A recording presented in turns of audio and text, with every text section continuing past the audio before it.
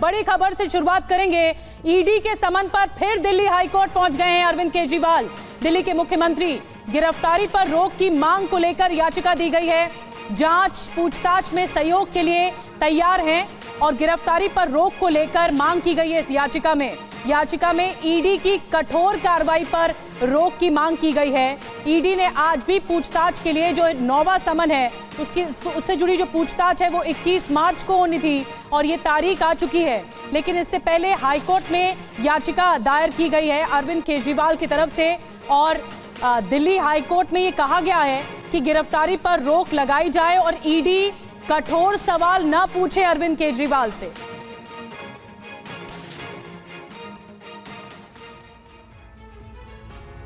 बड़ी खबर पर और इन्फॉर्मेशन आपके सामने। केजरीवाल की नई याचिका में है क्या, बता देते हैं आपको, क्योंकि ईडी को गिरफ्तारी से रोकने की मांग को लेकर यह बड़ी खबर सामने आई है।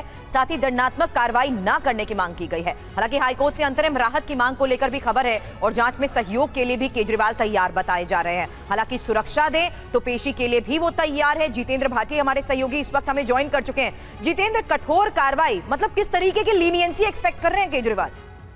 बिल्कुल, देखिए, आम आदमी पार्टी की तरफ से लगातार कहा जा रहा है कि अरविंद केजरीवाल की गिरफ्तारी ईडी कर सकती है। इसी को लेकर, इस आशंका को लेकर अब हाईकोर्ट में कल जब सुनवाई हुई थी जिसमें अरविंद केजरीवाल ने 9 के 9 समन को चुनौती दी है, उसमें भी कहा था कि इसमें गिरफ्तारी कर सकते हैं। अब देखिए, एक और याचिका लगाई गई क्योंकि जो पहली याचिका थी इसमें 22 अप्रैल को सुनवाई है।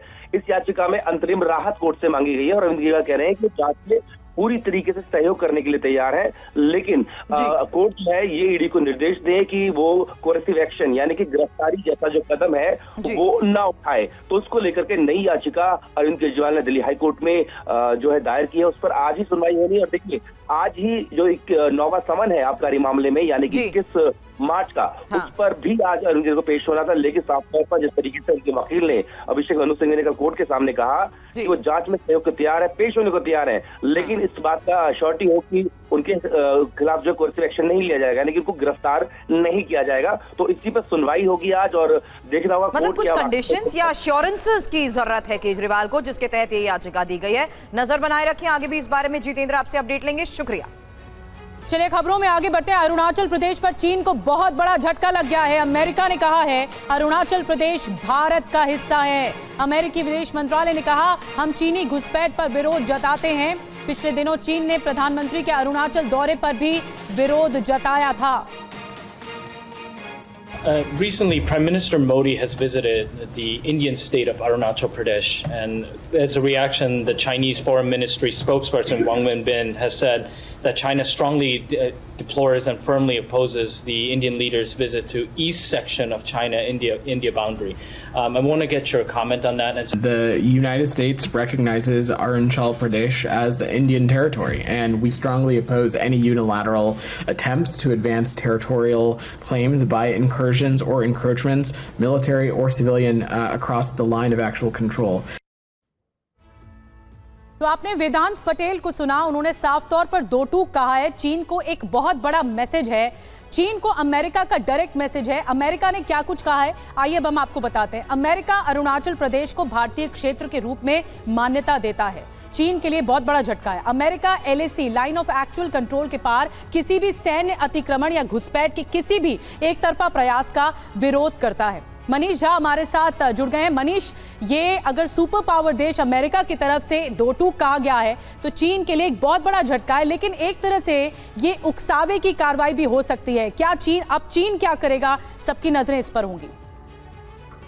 बिल्कुल, देखिए 9 मार्च को प्रधानमंत्री अरुणाचल प्रदेश के दौरे पर गए थे और उसके बाद से लगातार चीन की तिलमिलाहट देखने को बनती है। पहले चीन के विदेश मंत्रालय ने आपत्तिजनक बयान दिया, फिर चीन के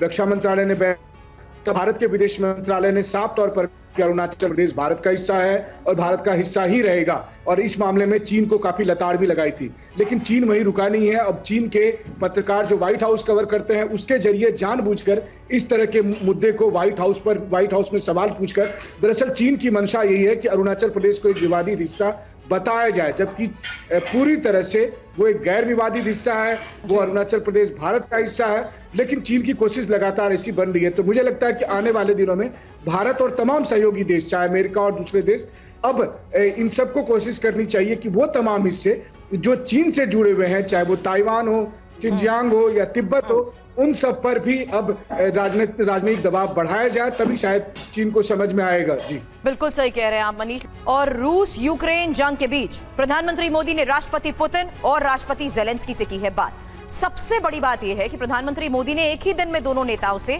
फोन पर बातचीत की है और ऐसा करने वाले पीएम मोदी दुनिया के इकलौते नेता हैं। पीएम मोदी ने पहले रूस के राष्ट्रपति पुतिन से बात की और उसके बाद यूक्रेन के राष्ट्रपति जेलेंस्की के साथ फोन पर बातचीत हुई।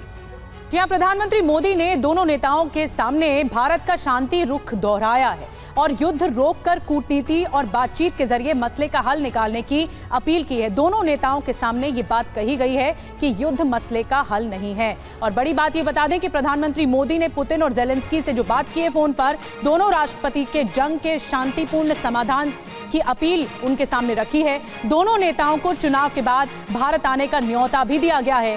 जेलेंस्की ने भारत के रुख की तारीफ की है। दोनों देशों के राष्ट्रपति ने भारत से संबंध और प्रगाढ़ करने पर जोर दिया है।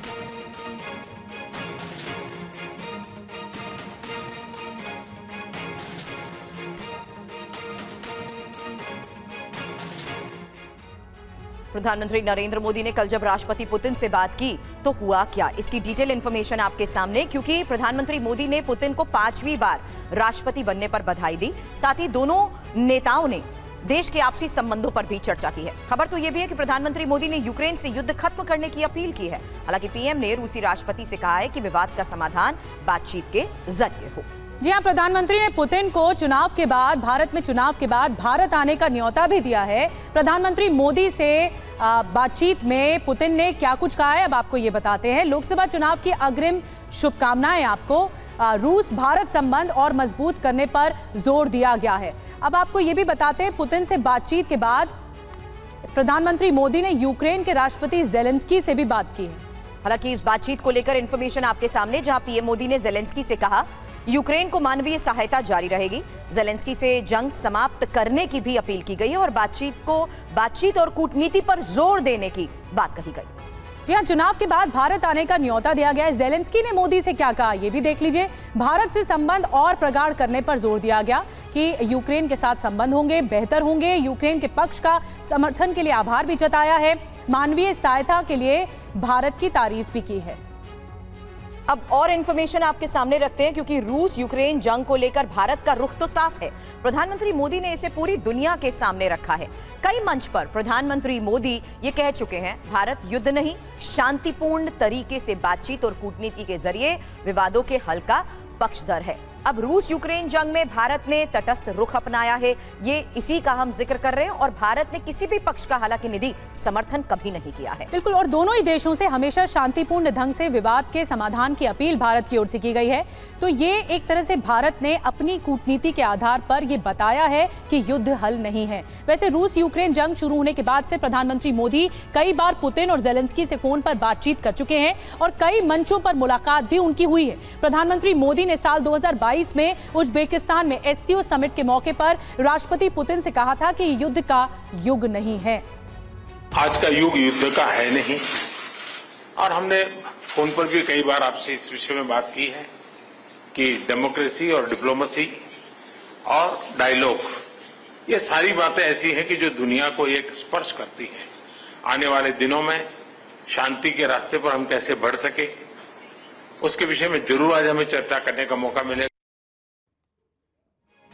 मनीष झा हमारे सहयोगी इस वक्त हमारे साथ है। और मनीष, यही जो स्ट्रैटेजिकल मूव है, यही जो एफर्ट है, इसकी मुझे लगता है प्रधानमंत्री मोदी की बातचीत के बाद दोनों राष्ट्रपति की तरफ से भी तारीफ की गई है। बिल्कुल, देखिए, जब आप ईमानदारी से शांति की बात करते हैं तो फिर सब सुनते हैं। और यही वजह है कि आप देखिए, पूरी दुनिया में प्रधानमंत्री मोदी अकेले ऐसे नेता हैं जो पुतिन से भी बात करते हैं, जेलेंस्की से भी बात करते हैं, न केवल एक दिन के अंदर बल्कि 2 घंटे के भीतर। पहले प्रधानमंत्री मोदी ने पुतिन से बात की, 2 घंटे के भीतर जेलेंस्की से बात की, दोनों से इस युद्ध को लेकर चर्चा की और फिर इस युद्ध को खत्म कैसे किया जाए, इस पर कई सारे उपायों को लेकर चर्चा हुई है। ऐसे में एक संभावना अब बनती दिख रही है कि क्या प्रधानमंत्री मोदी मध्यस्थ की भूमिका निभा सकते हैं, क्या भारत रूस और यूक्रेन के बीच शांति ला सकता है। एक ऐसा युद्ध जिसके भविष्य में तीसरे विश्व युद्ध में बदलने की आशंका बढ़ती जा रही है, जब हम देख रहे हैं कि रूस बनाम नाटो की लड़ाई कभी भी हो सकती है, वैसे में उम्मीद की किरण से भारत से दिखाई देती है। और प्रधानमंत्री मोदी ने जब कल पुतिन से और जेलेंस्की से बात की तो उसके बाद पूरी दुनिया में इस बात को लेकर चर्चा होने लगी है डिप्लोमेटिक लेवल पर कि क्या भारत की अगुवाई में शांति लाई जा सकती है, क्या तीसरे विश्व युद्ध को होने से रोका जा सकता है। बिल्कुल बड़ी बात आप कह रहे हैं मनीष की क्या भारत उस मध्यस्थता की भूमिका में आएगा सामने, क्योंकि न सिर्फ यूक्रेन न सिर्फ रशिया बल्कि पूरी दुनिया में भारत का डंका बज रहा है और मोदी विजन की बारे में बात हो रही है। बहुत बहुत शुक्रिया मनीष आपका जानकारी देने के लिए। चलिए आगे बढ़ते हैं खबरों में। अब बात लोकसभा चुनाव की। औरंगजेब को लेकर संजय राउत के बयान का उद्धव ठाकरे ने समर्थन कर दिया है। उद्धव ठाकरे ने औरंगजेब का नाम लेकर बीजेपी पर कई आरोप लगा दिए। उद्धव ठाकरे ने क्या कुछ कहा है, आइए आपको सुनवाते हैं। की आज तुम्ही जे करता ही औरंगजेबीच वृत्ती आहे, घाबरवून टाकायचं, पक्ष फोडायचे। मला खरोखर काही वेळेला लाज वाटते, ज्या मातीमध्ये छत्रपती शिवाजी महाराज जिजाऊ सारखी दैवत जन्माला आली, आपल्याला अभिमान आहे की आपलं भाग्य आहे की आपण देखील त्याच मातीत जन्माला आलो आणि त्याच मातीमध्ये हे खंडोजी खोपडे, सूर्याजी पिसाळ, आनाजी पंत यांचे वारस सुद्धा जन्माला येतात अजून। देवेंद्र फडणवीस परवा जे बोलले, काय बोलले? मी म्हणे बोललो तर मी पुन्हा येईन, मी 2 पक्ष फोडून परत आलो। अरे लाज वाटली पाहिजे तुला, 2 पक्ष फोडायची वेळ आली तुझ्यावरती। आणि मोदी जे बोलतात मैं अकेला सब पे भारी, अहो मोदीजी असं जर असेल तर उद्धव ठाकरेला संपवायला तुम्हाला कचऱ्याची गाडी का फिरवायला लागते? सगळ्या कोपऱ्यात पडलेला कचरा का गोळा करतोय? औरंगजेब विवाद में ओवैसी भी कूद गए। उन्होंने संजय राउत और उद्धव से सवाल पूछा। ओवैसी ने क्या कहा, देखिए इस रिपोर्ट में। ओवैसी महाराष्ट्र के छत्रपति संभाजीनगर पहुंचे, जहां उन्होंने अपनी पार्टी के उम्मीदवार इम्तियाज जलील के लिए वोट मांगे। ओवैसी ने संजय राउत के बयान पर जवाब देते हुए नया सवाल उठा दिया। गांधी को मारने वाले कहां पैदा हुए थे? गोडसे कहां पैदा हुआ था? ये जो मुंबई की सड़कों पर फसाद हुआ था जिसमें हिंदू मुसलमान मारे गए थे, उनको मारने वाले कहां पैदा हुए थे? भिवंडी के फसाद में जो गरीब लोग बर्बाद हुए, उनको बर्बाद करने वाले कहां पैदा हुए थे? महाराष्ट्र में चुनाव के लिए गठबंधन के सवाल पर कहा कि उनकी वंचित बहुजन आघाड़ी के प्रकाश आंबेडकर से कोई बात नहीं हुई है। नहीं, बाड़ा साहब से हमारी अभी तक कोई बातचीत नहीं हुई है और मैं पहले भी कहा हूं, आज भी कह रहा हूं, मैं इम्तियाज साहब, हमारे पार्टी के तमाम लोग उनकी बड़ी इज्जत करते हैं, करते रहेंगे। और वहीं औरंगजेब पर संजय राउत के बयान के बाद सियासत भी तेज हो गई है। बीजेपी के साथ उसकी सहयोगी पार्टी भी संजय राउत पर तीखी प्रतिक्रिया दे रही है। संजय राउत ने बुल्ढाना की चुनावी सभा में जो कुछ भी पीएम मोदी को लेकर कहा, उसके बाद बीजेपी ने भी मोर्चा खोल दिया। बीजेपी के प्रवक्ता सुधांशु त्रिवेदी ने कहा कि विपक्ष का हर दिन नया निचलापन दिख रहा है कि ये जो कुछ भी इंडी गठबंधन वाले प्रधानमंत्री जी के प्रति बोल रहे हैं, इसमें कुछ भी नया नहीं है, मगर निचलापन नित नया दिखता चला जा रहा है। महाराष्ट्र के डिप्टी सीएम देवेंद्र फडणवीस ने कहा कि राउत पर टिप्पणी करना उनकी छवि के खिलाफ है। संजय राउत कोण आहेत? तुम्ही संजय राउत सारख्या माणसाबद्दल मला तुम्ही प्रतिक्रिया विचारता, माझी तर काय प्रतिमा ठेवा। महाराष्ट्र के बीजेपी नेता नीतीश राणे ने संजय राउत को चेतावनी देते हुए उद्धव ठाकरे की तुलना टीपू सुल्तान से करते हुए कहा कि उद्धव सरकार में इस्लामीकरण हुआ। जिस तरीके से टीपू सुल्तान ने हिंदुओं के खिलाफ पूरा का पूरा षड्यंत्र रचा, ज्यादा से ज्यादा इस्लामीकरण करने का काम यही उद्धव ठाकरे ने किया था। संजय राउत के जिस बयान को लेकर इतना घमासान मचा हुआ है, आपको राउत का वो बयान भी सुनवाते हैं। चुनाव से पहले महाराष्ट्र में फिर औरंगजेब की एंट्री हो गई। महाराष्ट्र के बुल्ढाना की एक सभा में संजय राउत ने औरंगजेब का नाम लेकर पीएम मोदी पर ऐसा बयान दिया जिससे एक बार फिर राजनीतिक मर्यादा की लक्ष्मण रेखा पार कर दी। संजय राउत जब पीएम को लेकर टिप्पणी कर रहे थे तो उस दौरान उद्धव ठाकरे भी मंच पर मौजूद थे। महाराष्ट्रात शिवाजी महाराज जन्माला आले आणि औरंगजेबाचा जन्म गुजरातमध्ये झाला.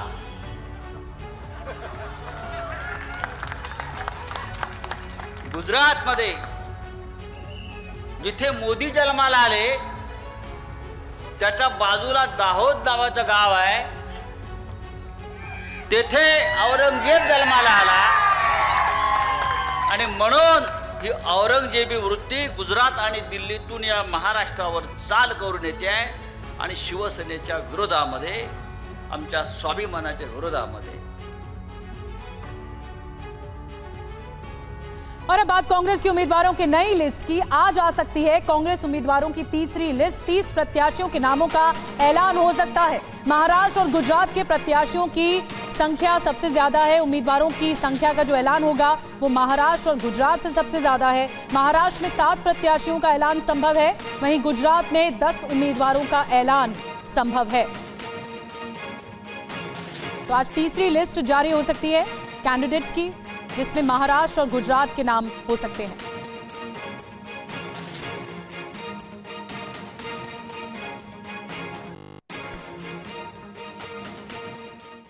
अब पिछले 2 दिनों से कांग्रेस आलाकमान अपने उम्मीदवारों के नाम फाइनल करने के लिए मंथन कर रही है. हालांकि सोर्सेस के मुताबिक जो बड़ी खबर है उसके मुताबिक आपको बता दें, कल सीईसी की बैठक में 30 उम्मीदवारों के नाम फाइनल हो चुके हैं, मोहर लग चुकी है. आज किसी भी वक्त इन नामों का ऐलान संभव है. हालांकि इसमें महाराष्ट्र के 7, गुजरात के 10 उम्मीदवारों के नाम शामिल बताए जा रहे हैं. सोर्सेस के मुताबिक खबर यह भी है कि महाराष्ट्र के सोलापुर से केंद्रीय मंत्री सुशील कुमार शिंदे की बेटी परिणीति शिंदे को टिकट मिलेगी, जबकि नामदेव किरसन गढ़चिरौली महाराष्ट्र से उम्मीदवार हो सकते हैं. इसके अलावा बताया जा रहा है शाहू छत्रपति कोल्हापुर से, महाराष्ट्र के कोल्हापुर से उन्हें टिकट दिया जा सकता है. बलवंत वानखेड़े अमरावती, महाराष्ट्र के अमरावती से टिकट दिया जा सकता है. रविंद्र धांगेकर पुणे महाराष्ट्र, ये वो नाम हैं जो हम आपको बता रहे हैं जिनके नामों का ऐलान किया जा सकता है. अमित चावड़ा आनंद से, गुजरात के आनंद से. परेश धनानी राजकोट से, गुजरात के. इसके अलावा तुषार चौधरी साबरकांठा से, गुजरात के. कांग्रेस केंद्रीय चुनाव समिति की आज भी बैठक होगी. इसमें बिहार, झारखंड, मध्य प्रदेश, तमिलनाडु और उत्तर प्रदेश की कुछ सीटों पर चर्चा होगी. कुमार विक्रांत और ज्यादा जानकारी के साथ हमारे साथ जुड़े हैं. कुमार, नजर रहेगी इस लिस्ट पर जो कि जारी होने वाली है, किन नामों का पत्ता कट सकता है और कौन से बरकरार रह सकते हैं, क्या जानकारी मिल रही है? ये देखिए, कल 30 नामों पर चर्चा हुई, उसके पहले 50 नामों पर चर्चा हुई. तो कल 30 नाम फाइनल हुए हैं, इसके पहले 50 नामों पर चर्चा हो चुकी है.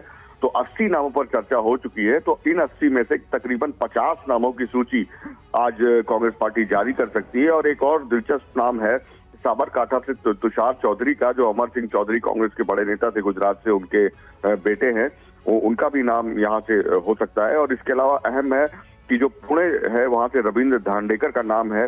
गढ़चिरौली से नामदेव किरसाड का नाम तकरीबन फाइनल है. तो ऐसे करीब 50 नाम कांग्रेस पार्टी आज घोषित कर सकती है, जो 2 दिनों में उसने 80 सीटों पर मंथन किया है. और इसके अलावा आज फिर कांग्रेस पार्टी की केंद्रीय चुनाव समिति की बैठक होने वाली है, जिसमें अन्य और राज्यों पर चर्चा होगी. लेकिन दिलचस्प एक बात मैं आपको बता दूं कि तमाम कांग्रेस के ऐसे बड़े नेता हैं, जिस राज्य से वो आते हैं उसके साथ साथ किसी दूसरे राज्य में जाकर उनको लड़ाने की भी बड़ी तेज चर्चा है, जिससे कि सीट जीती जा सके. जैसे आपको मैं बताऊं कि राज बब्बर जो एक बड़ा नाम है, वो उत्तर प्रदेश के फतेहपुर सीकरी के साथ साथ वो गुड़गांव हरियाणा से भी उनका नाम रखा गया है. चरणजीत सिंह चन्नी जो पंजाब के पूर्व मुख्यमंत्री रहे हैं, उनका नाम जालंधर के साथ साथ राजस्थान के गंगानगर से भी रखा गया है, सुरक्षित सीट वो भी है. और तीसरा बड़ा नाम है जिग्नेश मेवानी, जो गुजरात से आते हैं. दिलचस्प बात यह है कि उनका नाम जयपुर से भी रखा गया. तो एक एक सीट जीतने के लिए कांग्रेस पूरा जोर लगा रही है और अपने नेताओं को शिफ्ट करने के लिए तैयार. उसी जोर और उसी प्रयोग के तहत ये बड़ी बात हमारे सहयोगी कुमार विक्रांत ने दी है कि अपने जो विनिंग कैंडिडेट्स हैं उन्हें किसी और स्टेट से उतारने को लेकर भी कांग्रेस अब फाइनल फैसला जल्द लेने वाली है. बड़ी खबर पर हमारी नजर है, आगे भी इस बारे में देंगे आपको अपडेट. लेकिन इस बीच एक और बड़ी खबर का रुख कर रहे हैं, क्योंकि बिहार के पूर्व लोकसभा सांसद पप्पू यादव ने अपनी जन अधिकार पार्टी का कल कांग्रेस में विलय कर लिया. और TV9 भारतवर्ष से खास बातचीत में उन्होंने बीजेपी को लेकर क्या कहा, सुनिए. क्यों कह रहे हैं कि पप्पू यादव ने अपनी पार्टी का विलय तो कांग्रेस में कर लिया, महागठबंधन में शामिल भी हो गए, लेकिन माहौल देश में ऐसा है 22 जनवरी के बाद खास तौर पे कि मामला स्पष्ट दिख रहा है. 22 जनवरी को क्या था? राम मंदिर का इनॉग्रेशन. भैया, राम मंदिर आस्था और मेरे जीवन का जुड़ा हुआ सवाल है. वो राजनीति का सवाल नहीं है। शंकराचार्य ने तो, चारों शंकराचार्य ने तो विरोध किया इनके तरीके को। और यदि इनको राम मंदिर पर इतना भरोसा है तो नीतीश कुमार को कभी पैर पकड़ो, कभी चिराग जी को पैर पकड़ो, कभी कुशवाहा को पैर पकड़ो, कभी प्रजापति को पैर पकड़ो, कभी नरसिम्हा राव को पैर पकड़ो। जिसको जिसको कांग्रेस ने सम्मान दिया, आगे बढ़ाया, उसी का पैर पकड़ रहे। कई लोग ये कह रहे हैं कि आप कह रहे हैं कि आप राहुल गांधी की नीतियों से और आइडियोलॉजी से प्रभावित हैं, व्यक्तिगत, पर आपकी एंट्री पे लोग कह रहे हैं कि एंट्री लालू जी ने करवाई कांग्रेस पार्टी में और कहा कि जाके चुनाव लड़ो, या फिर एंट्री आपकी प्रियंका गांधी ने करवाई? सर मैं बेफिक्र रहिए, मुझे दोनों का ब्लेसिंग और दोनों की ताकत मेरे साथ है। मुझे अच्छा लगा, दोनों आदमी की जो ब्लेसिंग है ये मेरे लिए इंपॉर्टेंट है। और महाराष्ट्र में एनडीए में शामिल पार्टियों के बीच सीटों का बंटवारा फाइनल हो चुका है, बस औपचारिक ऐलान होना बाकी है। राज ठाकरे के एनडीए में आने की संभावनाओं की वजह से सीट बंटवारे को लेकर ऐलान में थोड़ी देरी हो रही है। महाराष्ट्र में एनडीए का कुनबा बढ़ रहा है। मनसे प्रमुख राज ठाकरे अमित शाह से मुलाकात कर चुके हैं और जल्द ही कयास लगाया जा रहा है कि वो एनडीए में आधिकारिक तौर पर शामिल हो जाएंगे। हालांकि एनडीए में सीट शेयरिंग को लेकर अभी तक आधिकारिक तौर पर कोई फैसला नहीं आया है। ऐसे में सीटों को लेकर अटकलबाजी चल रही है। एनडीए के नेता भी अभी खुलकर नहीं बोल रहे हैं, लेकिन राज ठाकरे का स्वागत जरूर किया जा रहा है। अमित शाह से एमएनएस चीफ राज ठाकरे की मुलाकात के बाद महाराष्ट्र में एनडीए में सीट बंटवारे का हिसाब किताब फिर से करना पड़ रहा है। हालांकि एनसीपी को उम्मीद है कि सबको सम्मानजनक सीटें मिलेंगी। कल या परसों तक उसके बारे में बंटवारा हो जाएगा। जो कुछ डिस्कशन है वो रिस्पेक्टफुल एक दूसरे के साथ वहाँ पे हो रहा है। सबको साथ में लेकर हम चुनाव को जाएंगे। सीटों का बंटवारा भी रिस्पेक्टफुल वहाँ पे हो जाएगा। डिप्टी सीएम देवेंद्र फडणवीस ने भी कहा है कि 1-2 दिन में सीट बंटवारे का ऐलान हो जाएगा। और युवा वोटर्स के लिए बीजेपी ने नया कैंपेन शुरू किया है। ये कैंपेन क्या है, इस रिपोर्ट में लोकसभा चुनाव में अब की बार 400 पार के नारे के साथ उतरी बीजेपी युवाओं को साधने में जुटी हुई है। बीजेपी ने 2 करोड़ नए युवा वोटर्स को जोड़ने के लिए डिजिटल कैंपेन शुरू किया है। लोकसभा चुनाव में युवाओं और फर्स्ट टाइम वोटर्स तक अपनी पहुंच बनाने के लिए पहला वोट मोदी को एक डिजिटल कैंपेन शुरू किया है। 21.5 करोड़ वोटर्स हैं जो पहले बार, जो बहुत ही प्रोमिनेंट है हमारे लिए, तो उनको बताना बहुत जरूरी है कि इंडिया फ्रेजाइल इकोनॉमी से इतनी स्ट्रॉन्ग इकोनॉमी कैसे बनी, क्या क्या किया गया है, बिकॉज यही तो हमारे देश के फ्यूचर है। डिजिटल कैंपेन के तहत शिक्षा, स्वास्थ्य और रोजगार जैसे कई मुद्दों पर वीडियो भी शेयर किया जाएगा। बीजेपी ने एक वेब पोर्टल भी लॉन्च किया है जिसके जरिए फर्स्ट टाइम वोटर्स अपना रजिस्ट्रेशन करवा सकते हैं। बीजेपी के इस कैंपेन पर कांग्रेस ने कहा है कि ये सिर्फ नारे लगाते हैं। पहला वोट 18 साल की उम्र का हक राजीव गांधी जी ने दिलवाया था, तो हम तो वो हैं जो काम करके दिखाते हैं, ये नारे लगाते रहते हैं। अब नारे लगाने का भी वक्त इनका खत्म हो गया। और आइए पंजाब का रुख करते हैं। पंजाब में अपनी राजनीतिक जमीन को फिर से मजबूत करने के लिए शिरोमणि अकाली दल बादल गुट प्रदेश में आजकल रोड शो कर रहा है। कल सुखबीर बादल के रोड शो में दिलचस्प वाकया क्या हुआ, देखिए रिपोर्ट। अकाली दल प्रमुख सुखबीर सिंह बादल आजकल पंजाब बचाओ यात्रा निकाल रहे हैं। कल जैतो इलाके में जब सुखबीर बादल अपनी यात्रा निकाल रहे थे, उसी वक्त उनकी यात्रा के रूट पर मुख्यमंत्री भगवंत मान का काफिला गुजरता नजर आया। जिस वक्त मान का काफिला यहाँ से गुजर रहा था, उस वक्त सुखबीर सिंह बादल अपनी गाड़ी के सनरूफ के बाहर निकले हुए थे और हाथों में पारंपरिक पंजाबी छड़ी दिखाते नजर आए। इस दौरान सुखबीर मान का काफिला देखकर मुस्कुराते दिखे। पंजाब में अभी तक अकाली दल बादल गुट का किसी पार्टी के साथ गठबंधन तय नहीं हुआ है। कुछ दिन पहले बादल ने एनडीए में वापसी को लेकर कुछ संकेत दिए थे, लेकिन उसको लेकर अभी कोई तस्वीर साफ नहीं हुई है। बादल पार्टी को मजबूत करने के लिए पुराने नेताओं की घर वापसी भी करा रहे हैं। कुछ दिन पहले अकाली दल छोड़ गए जागीर कौर और सुखदेव सिंह ढींढसा को फिर से पार्टी में शामिल कराया गया था। ढींढसा ने 6 साल पहले अकाली दल छोड़कर अपनी अलग पार्टी बना ली थी। सुखबीर बादल ने सभी नाराज अकाली नेताओं और कार्यकर्ताओं से अपील की है कि वो पार्टी में वापस आएं और अतीत में अपनी गलतियों को भी नजरअंदाज करते हुए पार्टी को मजबूत करें। और समाजवादी पार्टी ने लोकसभा चुनाव के लिए 6 उम्मीदवारों की एक और लिस्ट जारी कर दी है। पार्टी ने घोसी से राजीव राय और संभल से शफीकुर रहमान वर्ग के पोते पर दाव लगाया है। समाजवादी पार्टी ने लोकसभा चुनाव के लिए उम्मीदवारों की और लिस्ट जारी की है। अखिलेश यादव ने पीलीभीत और मिर्जापुर से टिकट को लेकर सस्पेंस खत्म कर दिया है। पार्टी की इस लिस्ट में 6 उम्मीदवारों में 5 नए उम्मीदवार हैं। पार्टी ने संभल से सांसद रहे शफीकुर रहमान बर्क के पोते जिया उर रहमान बर्क को टिकट दिया है। बागपत से मनोज चौधरी, गौतम बुद्ध नगर से राहुल अवाना को मौका दिया। पीलीभीत से भगवान शरण गंगवार, घोसी से राजीव राय और मिर्जापुर से राजेंद्र एस बिंद पर दाव लगाया है। अखिलेश यादव ने गौतम बुद्ध नगर लोकसभा सीट पर प्रत्याशी बदल दिए हैं। यहाँ से पहले गुर्जर जाति के प्रतिनिधित्व करने वाले महेंद्र नागर को टिकट दिया था, अब उनके बदले उनकी ही बिरादरी के राहुल अवाना को टिकट दिया है। वहीं अपना दल कमेरावादी पार्टी द्वारा कौशाम्बी, मिर्जापुर और फूलपुर से चुनाव लड़ने की घोषणा के बाद समाजवादी पार्टी ने मिर्जापुर से राजेंद्र बिंद को टिकट दे दिया है। अखिलेश यादव चाहते थे कि पल्लवी पटेल मिर्जापुर से चुनाव लड़े, लेकिन वो तैयार नहीं हुई। पल्लवी पटेल फूलपुर से लोकसभा चुनाव लड़ना चाहती थी।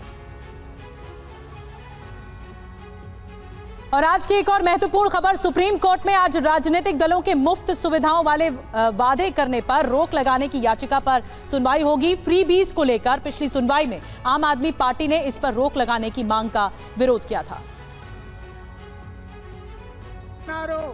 लोकसभा चुनाव के बीच राजनीतिक दलों के लोगों से मुफ्त की सुविधाओं को लेकर किए जाने वाले वादों का मामला अहम है। इस मामले को लेकर दायर जनहित याचिका में चुनाव आयोग को ऐसे राजनीतिक दलों का चुनाव चिन्ह को जब्त करने और रजिस्ट्रेशन रद्द करने का निर्देश देने की मांग की गई है, जिन्होंने सरकारी खजाने से तर्कहीन मुफ्त उपहार बांटने का वादा किया था। हालांकि आम आदमी पार्टी का कहना है कि फ्री में बिजली, पानी, शिक्षा, स्वास्थ्य की सुविधा देना मुफ्त की श्रेणी में नहीं आता। ये सभी चीजें संविधान में जनता के प्रति तय की गई जवाबदेही का हिस्सा है। मुफ्त की सुविधा यानी फ्री बीज को लेकर पीएम मोदी भी कई बार आम लोगों को आगाह कर चुके हैं। आजकल हमारे देश में मुफ्त की रेवड़ी बांटकर वोट बटोरने का कल्चर लाने की भरसक कोशिश हो रही है। ये रेवड़ी कल्चर देश के विकास के लिए बहुत घातक है। सुप्रीम कोर्ट में आज दो और बड़े मामले हैं। पहले मामले में एसबीआई को चुनावी बॉन्ड से जुड़ी जानकारी देने पर हलफनामा देना है और दूसरा हाल में 2 चुनाव आयुक्तों की नियुक्ति के विरोध में दायर याचिका पर सुनवाई।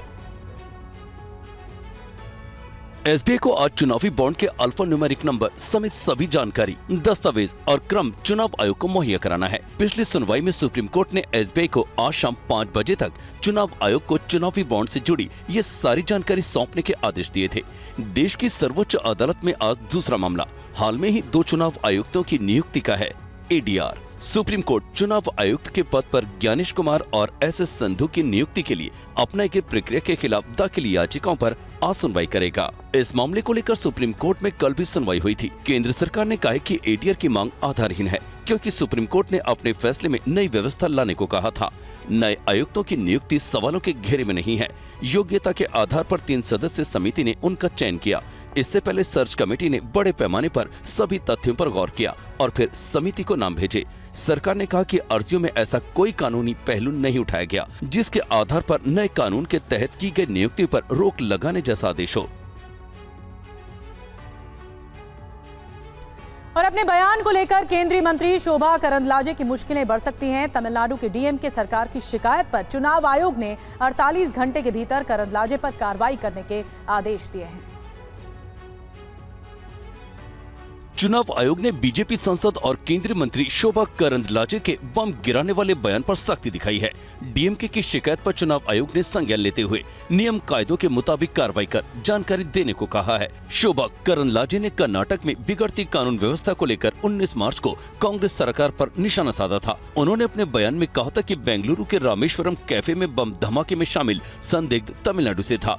हालांकि बाद में शोभा करंदलाजे ने अपने इस बयान पर सोशल मीडिया पर पोस्ट के जरिए माफी मांग ली। शोभा ने लिखा, मैं अपने तमिल भाइयों और बहनों को ये स्पष्ट करना चाहती हूँ कि मेरे शब्द घटना पर प्रकाश डालने के लिए थे, किसी पर आरोप लगाने के लिए नहीं। फिर भी मैं देख रही हूँ कि मेरी टिप्पणी से कुछ लोगों को दुख पहुंचा है और इसके लिए मैं माफी मांगती हूँ। शोभा के माफी मांगने के बाद भी तमिलनाडु में सियासत शुरू हो गई।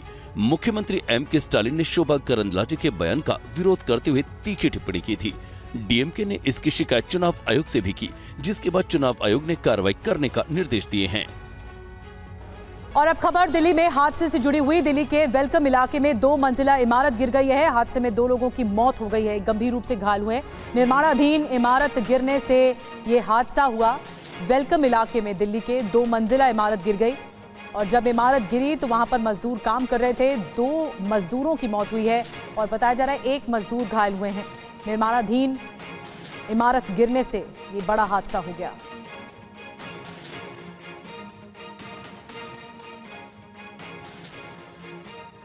कविनगर इलाके के गली नंबर 4 में एक निर्माणाधीन मकान धराशायी हुआ जिसमें 4 लोग फंसे थे। 2 लोगों की मौत हो गई है और एक अभी गंभीर रूप से घायल है। सर, कितने बजे की घटना है और ये जो लोग फंसे थे उनका क्या नाम था? देखिए, 2:15 बजे के आसपास मुझे फ़ोन आया है, मैं ऑफिस पे था, कि 4 नंबर में जो एक बिल्डिंग है उसमें लोग दब गए हैं। ये पीछे से इनका पार्ट जो इसको तोड़ रहे थे और नीचे कुछ लोग काम कर रहे थे, वो उसके नीचे दब गए। घर में कोई रह रहा था क्या? नहीं, रह नहीं रहे थे इसके अंदर लोग। अच्छा, जो लोग काम कर रहे थे वो लोग कौन लोग थे जो अंदर काम? जो बताया कि वो गारमेंट जीन्स की कुछ जो है अंदर कटिंग वगैरह होती है, वो कटिंग वगैरह कर रहे थे उसके नीचे। मकान मालिक कौन है इसका? मकान मालिक शाहिद नाम के बताए जा रहे हैं। शाहिद यहीं लोकल रिहायशी है। अच्छा, हाँ।